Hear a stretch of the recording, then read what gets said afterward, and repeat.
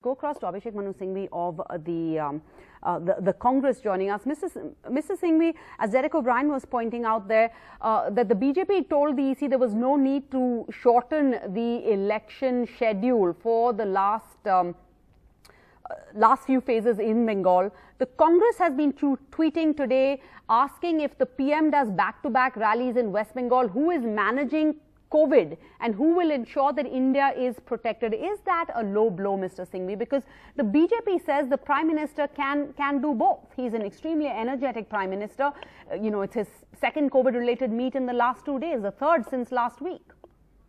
I want to raise a perspective which I think has been missed by everyone. I would put the Prime Minister in a special class. Only about the Prime Minister. What I'm saying may not apply to everyone else. The Prime Minister is a special force, a special name, a special post. He is the Prime Minister of the country, and right or wrong, you have to look upon him as a leader for the country, for you as much as for me, for those who voted for him as much as those who did not vote.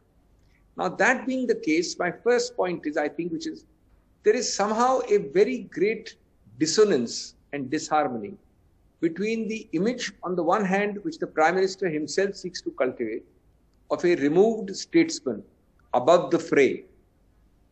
So you have all the squabbling mobs below him and he's above the fray. He gives us sermons, he gives us lectures, he gives us good advice, he gives us man ki baat, he gives us bad advice, he gives us whatever. But he's above the fray. And on the other hand, immediately in the next moment, he jumps right into the middle of the kichad. Because when he campaigns, he's a great orator, of course. He's a great speaker. But he can descend to all the sarcastic, acerbic, all the hits at every part of the body, taunts. Now, first point, therefore, is this complete paradox in these two optics. Number two, this paradox is highly enhanced and exacerbated when you are in the middle of, I would call, a national emergency. Just because we had the world's hardest lockdown last year with high COVID, and today we have higher COVID with zero lockdown, that's why we don't feel it. But in this context, when you have the Prime Minister having a COVID meeting in the evening, and in the morning or in the earlier part of the day, having these massive crowds about which he's bragging, I think there is a complete insincerity. There is a complete hypocrisy. There is a complete double-facedness. I'm not talking about the Prime Minister, about the whole optics, about the whole concept.